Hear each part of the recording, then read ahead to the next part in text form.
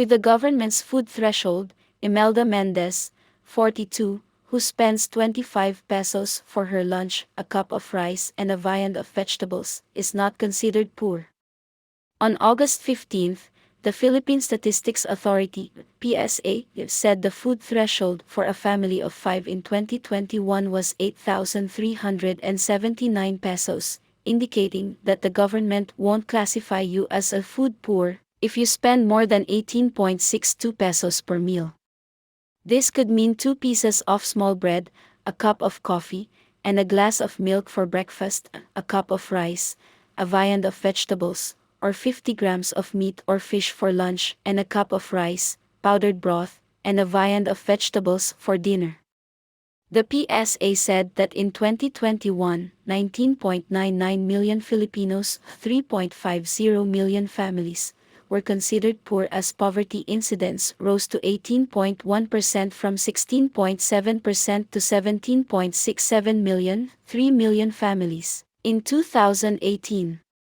It said the poverty threshold, the minimum income a family of 5 needs to meet basic food and non-food needs, was 12,030 pesos, 11.8% higher than 10,756 pesos in 2018. But as the think tank IBAN Foundation said in 2019, the way the government counts the poor grossly underestimates poverty in the Philippines, stressing that many poor Filipinos are left out of the data. The food threshold of 8,379 pesos in 2021 was higher than 7,553 pesos in 2018. Food threshold is the minimum income that a family of 5 needs to meet basic food requirements. This leaves a household some 3,651 pesos for basic non-food needs, clothing, housing, light, water, rental of dwelling units, medical care, education, transportation and communication, household operations and personal care.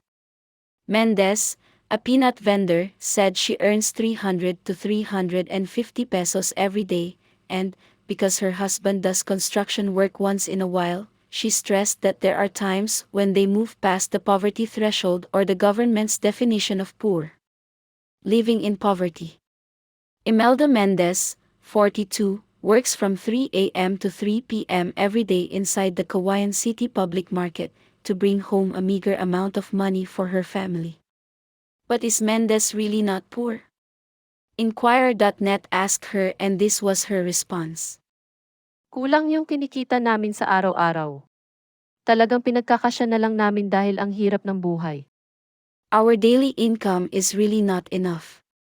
We're only making do with what we have because life is really hard nowadays. The PSA said 1.04 million households, 3.9%, or 6.55 million Filipinos, 5.9%, did not have enough income to meet even their basic food needs last year. As a result, they are the food poor. Poverty as defined by the government. The 12,030 pesos poverty threshold in 2021 was 69.83% for basic food requirements and 30.17% for basic non-food needs, Social Weather Station's President Mahar Mongahas said in his column for The Inquirer. Mendez said her family, which has 5 members, is hardly surviving. Ang problema ko ngayon ay talagang hindi ko na maisip kung paano pagkakasiyahin ang kinikita ko araw-araw para sa lahat ng gastusin namin. The problem now is that I really don't know what to do to make our income enough for all our daily needs. She said most of the 300 to 350 pesos she earns every day is for basic food needs while the remaining amount is for basic non-food requirements. Pinagkakasya lang namin yung sa pagkain kasi kailangang may matira pa para sa iba pang gastusin. She said, "We're spending less on food because we still need to pay some on other needs." Left with no choice, the latest poverty threshold of 12,030 pesos for a family of 5 per month indicates that each member only has 80.2 pesos daily for basic food needs, 55.86 pesos, and basic non-food requirements, 24.34 pesos.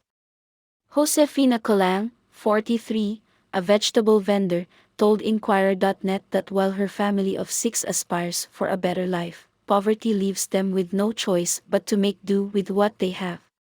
Making do with what they have. Josefina Colang, 43, shares her daily struggles amid rising inflation and worsening poverty. Sa hirap ng buhay, kung talagang kailangan pagkasiyahin, talagang pinagkakasya ko na po yung kakarampot na kinikita ko para sa pagkain namin at iba pang mga pangangailangan. She said, because life is hard, we are only making do with what we have for food and basic non-food needs, even if we have a meager amount. She said to make do with what they have, her family allots only a kilo of rice for the day or breakfast, lunch, dinner, while limiting basic non-food expenses. She stressed that life is really tough for her and her family. This, as inflation in the Philippines hit the 6.4% mark last month because of faster increases in the prices of meat and fish, gasoline and transportation, and electricity.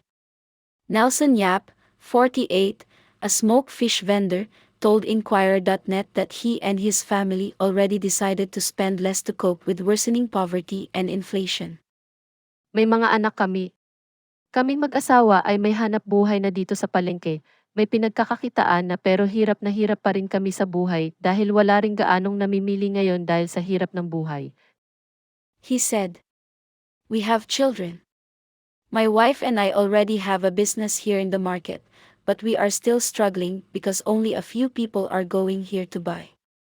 Life is tough nowadays." Yap said he and his wife are earning 500 to 700 pesos a day, so like Mendez, they, too, would be considered not poor based on the poverty threshold set by the government. But Yap said the government definition of poor is flawed. He considers himself and his family poor no matter if government set numbers say they're not. Not enough for everyday needs. Nelson Yap, 48, stands behind the sets of smoked fish that he and his wife are selling every day to make ends meet. Dito sa palengke, kung hindi ka utang ng pera na patubuan, lalo kang maghihirap. Wala kaming magawa kung di ang umutang kasi ano ang ititinda namin kung wala kaming sariling puhunan. He shared. Here in the market, you will be poorer if you do not borrow money with interest rates. We have no choice but to borrow money because we have nothing to sell if we have no money to invest. This was the reason that the IBAN Foundation said that the government's way of counting the poor is unrealistic and is detached from daily poverty realities because of low standards. The Social Reform and Poverty Alleviation Act defines poor as individuals and families whose incomes fall below the poverty threshold defined by the government or cannot sustainably meet their minimum basic needs. But as stressed by the think tank, many poor Filipinos, like Yap, are left out of the data. The monthly poverty threshold is just 10,727 pesos in 2010 for a family of 5. This is just around 71 pesos per person per day at 50 pesos for food needs and 21 pesos for non-food needs. Rosario Guzman, research head of the IBAN Foundation, told Inquirer.net that the government's persistence in using outdated poverty assumptions is the main hindrance to addressing poverty in the Philippines. It allows the government to continue with anti-poor policies, including wage depression, contractualization, and imposition of regressive consumption taxes, while simply relying on limited cash transfers to pacify social unrest, she said.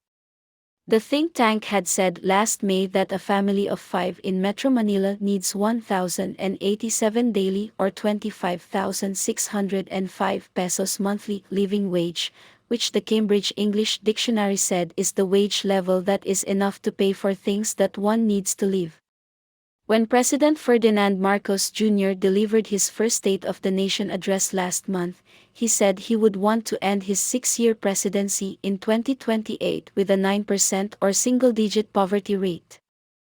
However, Sunny Africa, executive director of the IBAN Foundation, told Inquirer.net that it is extremely unlikely for the government to achieve a 9% poverty incidence in 2028. The target means that poverty incidence has to be cut by around 1.5 percentage points per year from the 18.1% in 2021. This is very much faster than the historical average of a less than 1 percentage point reduction annually, he said. He explained that the easing of poverty in 2018, 16.7%, was because of the almost 7,000 pesos increase in the cash transfer given to recipients. The large bump in cash transfers was enough to push some borderline poor above the very low official poverty line, he said, stressing that it is kind of impossible to bring down poverty incidence to 9%. How about you guys? How much do you spend per meal? Does the government consider you poor? Do you think this is a just and well-researched information, or if the government is simply outdated and lost touch of reality?